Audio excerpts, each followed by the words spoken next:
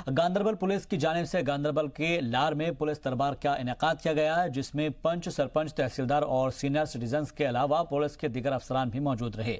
इस तकरीब के दौरान गांधरबल के एसएसपी खलील पोसवाल ने लोगों से अपील की है कि अपने बच्चों के मुस्तकबिल के तहफ़्फ़ुज़ के लिए उन्हें स्कूल भेजना शुरू करें, ताकि वो अपनी पढ़ाई बिल्कुल अच्छे तरीके से कर सके और अपने मुस्तकबिल को रोशन करें। ताहम गांधरबल के एसएसपी ने इस मौके पर लोगों से ट्रैफिक के हवाले से यकीन दहानी की कि हम ज़रूर इस पर कोई 2 महीने में बहुत पुरसुकून और पुरअमन रहा है। सभी लोगों ने कोऑपरेट किया है, तो अब हमारा भी कर्तव्य बनता है कि हम जाके इनका शुक्रिया अदा करें और इनकी मुश्किलात जो हैं डे टू डे, वो जो पुलिस के रिलेटेड वो तो होंगी उजागर और उनका एक्शन होगा, बट बाकी डिपार्टमेंट्स का है वो भी प्रोजेक्शन की जाए। और वाकई आपने देखा बिजली, पानी, पावर, ट्रांसपोर्ट, वो फैसिलिटीज़ की दिक्कत है, तो उनका मैं डीसी साहब से बात करूंगा और हम इम्प्रेस करेंगे कि ये चीज़ें, इनकी जो बेयर मिनिमम चीज़ें वो अवेलेबल करवाई जाए। और मैंने रिक्वेस्ट की है कि अपने बच्चों को स्कूल भेजेंगे और इससे एटलीस्ट जो पढ़ाई का नुकसान हो रहा है वो नहीं होगा। बाकी ट्रांसपोर्ट के इंतजामात के लिए हम गांधरबल के मिनी सेक्रेटरीट की मीटिंग हॉल में ग्राम पंचायत डेवलपमेंट प्रोग्राम के तहत जिला सतह के अफसरान के लिए capacity building and training program का इनेकाद किया गया। डिस्ट्रिक्ट पंचायत ऑफिसर कुंदन कौर की मौजूदगी में इस ट्रेनिंग प्रोग्राम का इफ्तिताह गांधरबल के एडिशनल डिस्ट्रिक्ट डेवलपमेंट कमिश्नर शफकत इकबाल ने किया। ट्रेनिंग के दौरान अफसरान को जानकारी दी गई कि GPDP कई मरहले में अपना काम करेंगी और लोगों के मसले को ठीक करेंगी।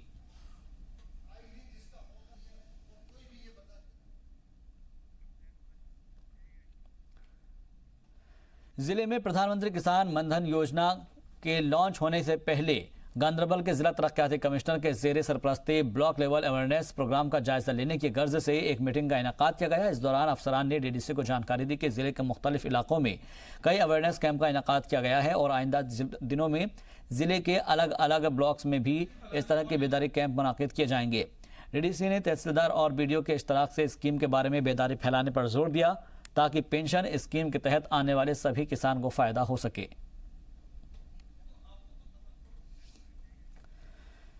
इकतीस अक्टूबर को जम्मू कश्मीर और लद्दाख के 2 यूनियन टेरिटरी के तौर पर वजूद में आने से 15 दिन पहले ही सरकार ने रियासत के 62 साल पुराने कानून साज काउंसिल को खत्म कर दिया है। 62 साल पहले 1957 में ऐवान के पास एक तजवीज़ के तहत तश्कील शुदा कानून साज काउंसिल के ख़त्म होने के बाद अब जम्मू कश्मीर में असेंबली ही रहेगी। 5 अगस्त को जम्मू कश्मीर में आर्टिकल 370 ख़त्म किए जाने के साथ ही मरकज़ी हुकूमत ने जम्मू कश्मीर तश्कील-ए-नौ बिल पास कर दिया और रियासत को 2 यूनियन टेरिटरी जम्मू कश्मीर और लद्दाख में मुनक़सिम कर दिया था। उसी एक्ट के दफ़ा 57 के तहत जम्मू कश्मीर कानून साज काउंसिल को ख़त्म करके उसके 116 मुलाजिमों को 22 अक्टूबर तक GAD डिपार्टमेंट को रिपोर्ट करने को कहा है। कानून साज काउंसिल को ख़त्म करने के हुक्म के साथ ही 36 अरकान पर मुश्तमिल कानून साज काउंसिल के 23 मेंबरान को रुकनत भी इनकी ख़त्म हो गई है। 13 मेंबर पहले ही रिटायर हो चुके हैं। ख़त्म की गई कानून साज काउंसिल में BJP के सबसे ज़्यादा 10 मेंबर थे। उसके बाद दूसरा नंबर 8 मेंबरान के साथ PDP का था। ख़त्म हुई कानून साज काउंसिल में BJP के मेंबर विक्रम रंधावा ने इसे मुल्क मफाद से उठाया गया कदम बताया। उनका कहना है कि इससे अरकान असेंबली पर होने वाली फिजूल खर्ची बचेगी। कश्मीर में यूनियन टेरिटरी के तौर पर कामकाज शुरू करने से पहले केंद्र सरकार ने एक बड़ा फैसला लिया है। इस बड़े फैसले में राज्य की जो लेजिस्लेटिव काउंसिल थी 62 साल पुरानी, जिसकी अपनी एक शानदार रवायत रही है, उसको सबसे पहले जो है यहाँ पे जो है वो ख़त्म कर दिया गया। हमारे साथ उसी काउंसिल के जो काउंसिल आज जो है यहाँ पे जो है उसको डिज़ाल्व किया गया, उसको एबॉलिश किया गया। उसके जो है MLC विक्रम रंधावा हैं, उनसे हम जानते हैं। विक्रम जी, हालांकि आपका एक विधायक के तौर पे, विधान परिषद के तौर पे अभी काफ़ी कार्यकाल मौजूद था, लेकिन जिस तरीके का ये फैसला हुआ है दुख भी लगता है, लेकिन आप क्या समझते हैं ये फैसला देश हित में फैसला है या किस तरीके का फैसला है? देखिए, मैं ऐसा मानता हूँ कि 5 अगस्त 2019 को जो भारत की सरकार ने एक हिस्टोरिकल डिसीजन लिया, उसके आगे हमारी पोजीशन का जाना कोई ज़्यादा मैटर करता नहीं है। लेकिन जहाँ धारा 370 को लेकर पूरी दुनिया में एक हो हल्ला मनाया गया था कि ये कभी जा ही नहीं सकती, दुनिया की कोई ताकत दबाकर इसको हटा ही नहीं सकती। यहाँ तक कि हमारे आदरणीय प्रधानमंत्री जी के लिए कहा गया था कि वो 200 वर्ष तक भी अगर प्रधानमंत्री रहे तब भी धारा 370 को नहीं हटा सकते। मुझे लगता है उनको ज़्यादा समय नहीं लगा और बहुत ऐतिहासिक निर्णय है। कहीं ना कहीं ठीक है, महसूस होता है, पर हमें भारतीय जनता पार्टी के कार्यकर्ता के नाते मैं ज़रूर कहूँगा कि पार्टी ने हमें विधान परिषद का सदस्य बनाया था और पार्टी के एक ऐतिहासिक निर्णय की बदौलत हमें उसको वहाँ से हमें रिटायर हुए हैं। मुझे लगता है कि जो निर्णय है बड़ा अच्छा है। हालांकि 1957 में इसका गठन हुआ था, सांसद ने इसको पास किया था और यहाँ पर काउंसिल बनी थी, क्योंकि मुझे लगता है कि यूनियन टेरिटरी जब लागू हुई है, बाकी यूनियन टेरिटरीज में काउंसिल की स्थिति नहीं है। वही चीज़ को मद्देनजर रखता होता केंद्र सरकार ने फैसला लिया होगा कि यहाँ पर भी काउंसिल की जरूरत नहीं, यहाँ सिर्फ विधानसभा रहेगी। अलबत्ता मैं दिल की गहराइयों से इसका स्वागत भी करता हूँ और केंद्र सरकार ने विशेष करके जो धारा 370 जैसे नासूर को जम्मू कश्मीर से निजात दिलवाई है, उसके लिए मैं स्वागत करता हूँ। जम्मू कश्मीर के लिए ये कितना फ़ायदेमंद रहेगा, ये जो हटाया गया है, उसके एक्सचेकर पे फ़र्क पड़ेगा, उसके जो यहाँ पे कुछ लोग बैकडोर एंट्रीज करने में भी मदद करते थे, तो क्या उसमें सब फ़र्क पड़ेगा? देखिए, मुझे लगता है कि विधान परिषद में अमूमन तौर पर वो लोग भेजे जाते थे जो अपनी अपनी स्ट्रीम में कहीं ना कहीं महारत हासिल की होती थी। कोई एजुकेशनिस्ट होते थे, कोई हमारे जर्नलिस्ट होते थे सीनियर या फिर कहीं ना कहीं राजनीतिक क्षेत्र में जो एक वैक्यूम रह जाता था, कोई लोग पॉलिटिकली ऑर्गेनाइज नहीं किए जा सकते थे, नहीं एडजस्ट होते थे, उनको विधान परिषद में भेजा जाता था, जिसको हम अपर हाउस कहते थे, हाउस ऑफ लॉर्ड्स के तौर पे भी कहा जाता था। लेकिन डेफिनेटली जब विधानसभा के साथ विधान परिषद होती है तो स्टेट एक्सचेकर में बहुत पड़ता है उसका, पर कहीं ना कहीं विधान परिषद के सदस्य समाज के अंदर विकास करवाने में भी अपना योगदान देते थे। जैसे यहाँ पर जब अभी हमारी सरकार डिसॉल्व हुई, उसके बाद जब असेंबली डिसॉल्व हो गई, तो कहीं ना कहीं लोगों की जो उम्मीदें थी वो हम एमएलसीज पे डिपेंड थी और हमने पूरा प्रयास किया कि हम लोगों की उम्मीदों पे खरा भी उतरे। सुनिश्चित तौर पे जितना हमें समय मिला हमने वो भरसक प्रयास करके लोगों को कहीं ना कहीं उनकी इच्छाओं जो पूरी की है।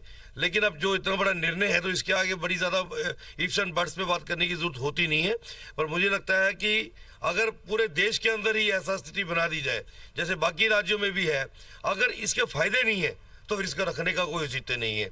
अगर आपने अपर हाउस रखा है, उसके कोई फायदे होते हैं तो ही उसको रखा जाना चाहिए। अगर लगता है कि बाकी राज्यों में भी इसकी जरूरत नहीं रहती है तो मुझे लगता है विधानसभा ही एक सही रास्ता है। पब्लिक के नुमाइंदा बन के जाने में एक अपना ही मजा रहता है और जब पब्लिक के नुमाइंदे आप बन के जाते हो तो आप एक रिप्रेजेंटेटिव के नाते वहां रहते हो। जब विधान परिषद में आप होते हो, अब पब्लिक के नुमाइंदे नहीं होते हो, पॉलिटिकल एडजस्टमेंट्स होती हैं, पॉलिटिकल ऑब्लिगेशंस होती है जो आपको पूरा किया गया होता है। तो मुझे लगता है जो केंद्र ने निर्णय लिया है, मैं इसका स्वागत भी करता हूँ और वेलकम भी करता हूँ। विक्रम रंधावा जो एमएलसी हैं, इनका ये कहना है कि ये जो केंद्र का फैसला है, ये जो एबॉलिश किया गया है विधान परिषद को, ये एक देश हित में लिया गया फैसला है। ये एक फैसला जो है ये जम्मू कश्मीर को नई मंजिलों तक ले जाएगा। कैमरामैन मानी के साथ Raju Kerni, Zee media. Jammu Kashmir legislative council 62 साल तक अपने वजूद में रहने के बाद आज से जो है बंद हो गई है। ये काउंसिल का जो है ये सेक्रेटरीट है, ये काउंसिल का सेक्रेटरीट, यहाँ पे काउंसिल के मेंबर बैठा करते थे, अपर हाउस से कहा जाता था। इसके साथ जो है लेजिस्लेटिव कम्प्लेक्स का जो है जिसमें एमएलए बैठे करते थे। हालांकि स्टेट को जो है 370 हटने के बाद जो है स्टेट को लेजिस्लेटिव असेंबली के राइट्स तो मिले हैं, लेकिन काउंसिल जो है अबॉलिश कर दी गई है।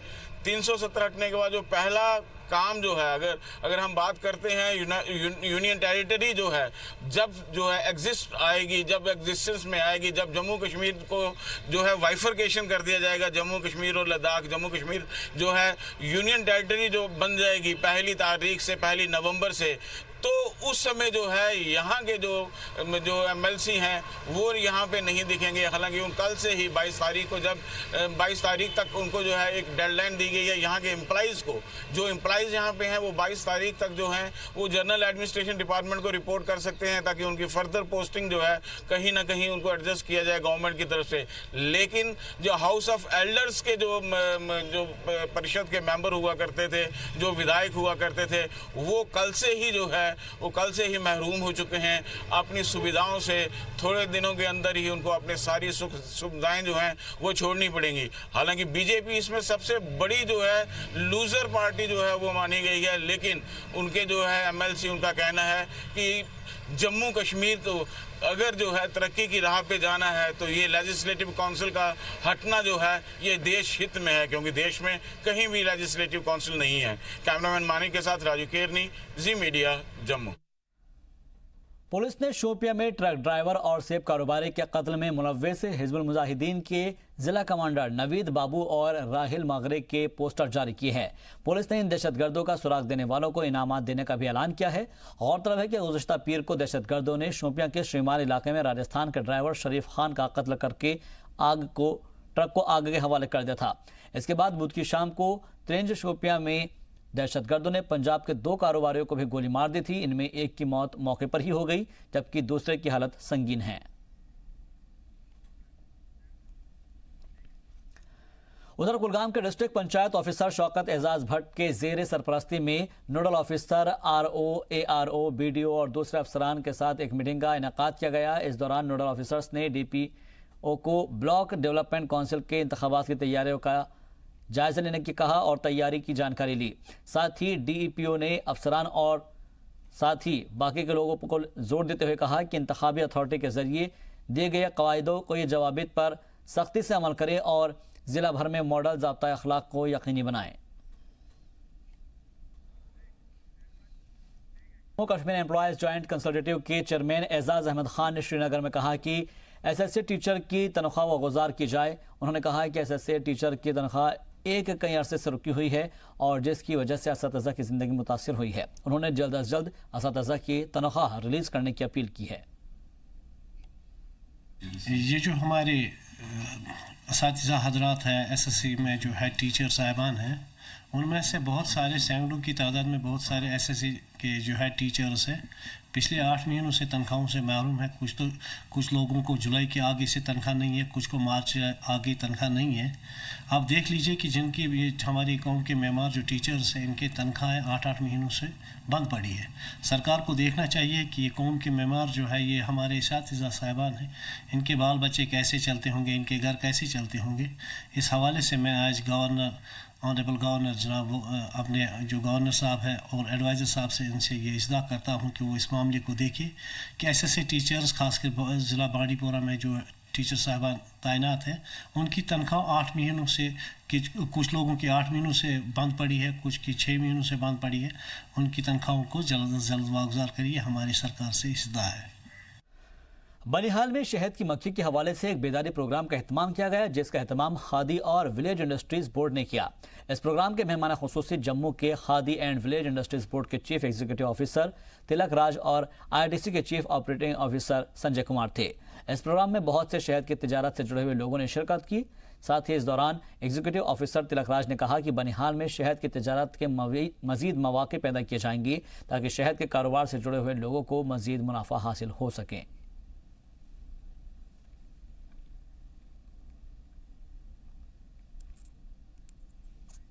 तो इसके अंडर जो है लोकल आर्टिजन्स हैं, इनको 3 तरह की सहायता मिलेगी। पहले नंबर हम जहाँ पे एक कॉमन फैसिलिटी सेंटर खोलेंगे जहाँ पर इनका हनी जो है वो प्रोसेस किया जाएगा।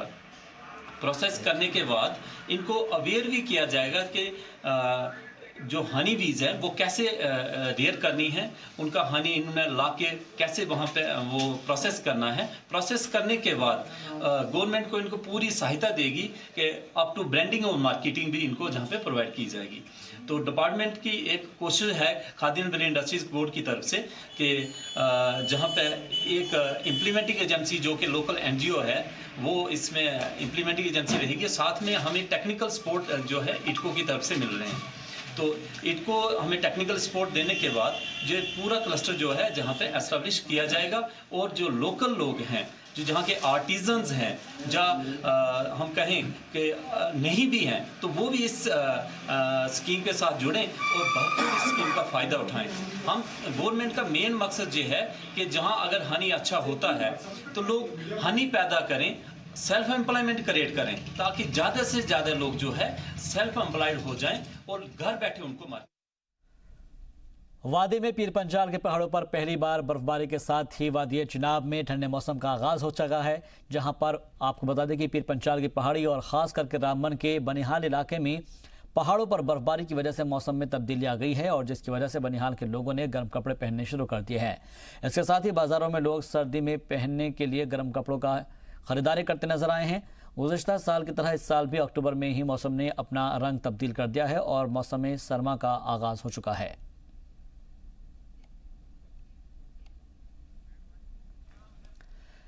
चंडी मां सेवक संगठन की जानिब से राजौरी में जागरण का एहतमाम किया गया। इस दौरान किशतवाड़ से आई छड़ यात्रा निकाली गई जो कि तहसील दफ्तर चौक से होते हुए बस अड्डे से होती हुई TEO ऑफिस के मैदान में पहुंची, जहां पर रस्म रिवाज के मुताबिक छड़ी पूजन किया गया और इस मौके पर विशाल भंडारे का एहतमाम भी किया गया, जिसमें बड़ी तादाद में लोगों ने हिस्सा लिया और प्रसाद लिया।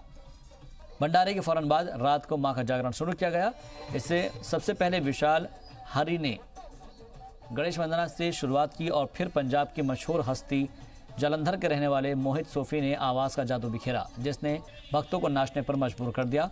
वहीं मोहित सोफी के बाद रमेश कुमार जोगी ने अपनी सुरीली आवाज़ से देवी देवताओं के भजन गाकर भक्तों को निहाल कर दिया।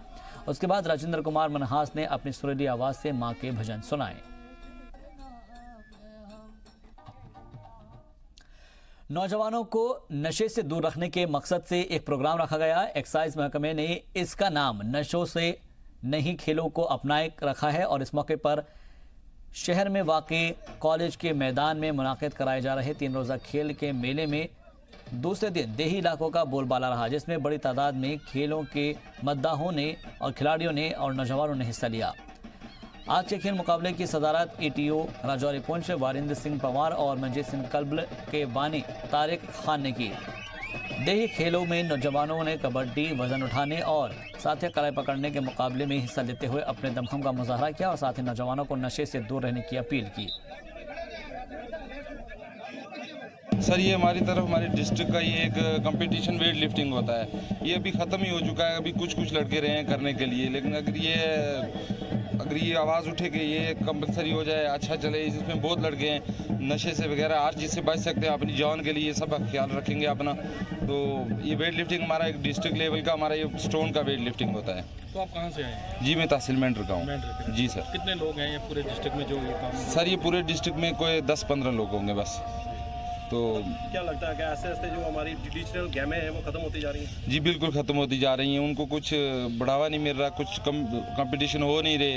अगर लगातार कोई कंपटीशन होंगे तो गेमें इंशाल्लाह बढ़ेंगी सब। देखिए ये जो स्पोर्ट्स मेला यहाँ पर हो रहा है, एक्साइज डिपार्टमेंट जो है यहाँ पर करवा रहा है, तो ऐसे इवेंट्स की जो है यहाँ पर ज़रूरत है। और आप देख रहे हैं कि आज से नहीं, अगर 1947 से लेकर आज तक अगर आप देख रहे हैं कि हम LFC के बिल्कुल नज़दीक रहते हैं, जहाँ सबसे ज़्यादा जो अफेक्टेड एरिया अगर माना जाता है हमारे पूरे भारत देश में वो पुंछ ज़िला माना जाता है, जिसमें चारों तरफ इसको बॉर्डर लगा हो और हर दिन जो है शेलिंग होती है। उस माहौल में जो है यूथ को जो है मैं समझता हूँ कि पॉजिटिव चैनल की तरफ से इस तरह के इवेंट्स जो है करवाने चाहिए।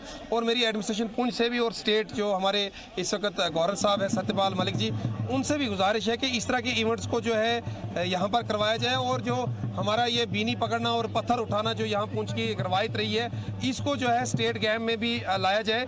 और यकीनन मुझे लगता है कि आने वाले वक्त में जो है हमारी जो परेशानियां हैं वो भी कम होने वाली हैं। और साथ में जो है ये स्पोर्ट्स का तई जो पुंछ के यूथ का जो रुझान है वो बहुत अच्छा है, क्योंकि आपने देखा होगा काफ़ी देर से हालात भी ख़राब है और साथ में हमारी कुछ यूथ जो है ड्रग्स में भी चली गई थी। तो ऐसे इवेंट कराने की वजह से ये यूथ जो है ग्राउंड्स की तरफ आती है और ये एक अच्छा साइन है मुझे लगता है। और आने वाले वक्त में हमारा पुंछ जो है, हमारे पुंछ की जो यूथ है वो खाली स्टेट पर नहीं, नेशनल लेवल और इंटरनेशनल लेवल पर भी इंशाल्लाह दिखेगी। इसका मेन मकसद यही है कि ज़्यादा से ज़्यादा बच्चे स्पोर्ट्स की तरफ ध्यान दें और ड्रग्स से दूर रहें, क्योंकि यही हमारा अवेयरनेस फैलाने का यही मतलब ये भी मेन मकसद यही है कि ज़्यादा से ज़्यादा बच्चे स्पोर्ट्स में पार्टिसिपेट करेंगे तो ज़्यादा अवेयरनेस होगी लोगों को भी। जम्मू कश्मीर के राजौरी में पहली मरतबा लड़कियों का क्रिकेट टूर्नामेंट का इनेकाद किया गया, जहां पर टूर्नामेंट बाबा गुलाम शाह बादशाह यूनिवर्सिटी की जानिब से हुआ। लड़कियां मैच के लिए पुरजोश नजर आई, क्योंकि ये जम्मू कश्मीर में पहली मरतबा ऐसा कोई टूर्नामेंट मुनाकिद हो रहा था। खिलाड़ियों ने कहा कि लड़के और लड़कियों के बीच इम्तियाजी सलूक नहीं बरतना चाहिए। उन्होंने कहा कि हमें मुस्तकबिल में कौमी और बैनुल-अक़वामी टूर्नामेंट में खेलने का भी मौका मिलेगा। टूर्नामेंट में राजौरी जिले के सुंदरबनी और नौशेरा सेक्टर समेत पूरी रियासत की लड़कियों ने हिस्सा लिया। अपॉर्चुनिटी मिलती है तो हमें ये वेस्ट नहीं करनी चाहिए। रिसोर्सेज है हमारे पास, हम क्यों अपना टाइम फजूल में वेस्ट करें। पढ़ाई के साथ साथ ये भी ज़रूरी है। Privileged to be here and I'm thankful to my team that they had given me this opportunity to come here and my college university and हमें लड़कों और लड़कियों में कोई फ़र्क नहीं देखना चाहिए। जब लड़के खेल सकते हैं तो हम क्यों नहीं खेल सकते हैं। हम भी बेस्ट कर सकते हैं और इवन हम चाहते हैं कि हमें मौका मिले इंटरनेशनल लेवल, नेशनल लेवल, उससे ज़्यादा ऊपर खेलने का। और हमारी जो अपोनेंट टीम थी वो बहुत अच्छी थी। They played very well game and we were not expecting कि वो इतना अच्छा खेले, बट उन्होंने बहुत अच्छा खेला। बहुत उनकी वी वर थिंकिंग दैट हमारे लिए मुश्किल ही था कि ये जीते, लेकिन उन्होंने बहुत अच्छी फील्डिंग, उनकी बॉलिंग बहुत अच्छी थी, उनकी बैटिंग बहुत अच्छी थी। जी, ये बहुत ज़्यादा अच्छा मैसेज है हम सब लड़कियों के लिए। हमें चांस मिल रहा है, इससे ज़्यादा और क्या यहाँ मिल सकता है। हम लोगों ने यहाँ पे बहुत अच्छा खेला। एक it was just energy booster to all other girls from us, so we are very thankful. Border area में कहना चाहूँगी कि बॉर्डर एरिया की इतनी फायरिंग होती है वहाँ की लड़कियाँ, फिर भी हम लोग यहाँ आके बढ़ चढ़ के हमने हिस्सा लिया। पहली बार यहाँ लड़कियों का मैच हुआ है। कुलगाम के डिप्टी कमिश्नर शौकत एजाज भट्ट की हिदायत पर अमल करते हुए कुलगाम के म्यूनिसिपल कमेटी और रेवेन्यू डिपार्टमेंट के अफसरान की एक टीम की जानिब से एक डिमोलेशन ड्राइव चलाई गई, जिसमें कई नाजायज तामीरात को गिरा दिया गया। इस मुहिम के दौरान डिप्टी कमिश्नर ने तजावुज़कारों को खबरदार किया कि वो सरकारी अराज़ी पर कब्जा करने से बाज रहे, वरना उनके साथ सख्ती से निपटा जाएगा।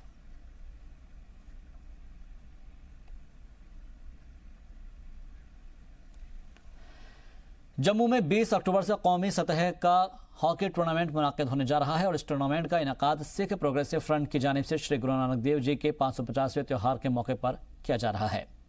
टूर्नामेंट सभी मैच जम्मू के हॉकी स्टेडियम में मुनाकिद होंगे, जहां पर इस टूर्नामेंट के बारे में सिख प्रोग्रेसिव फ्रंट के सदर बलविंदर सिंह की जानिब से एक प्रेस कॉन्फ्रेंस करके इसकी जानकारी दी गई। और फिलहाल के लिए इस बुलेटिन में बस इतना ही। दीजिए इजाजत, आप देखते रहिए जी सलाम।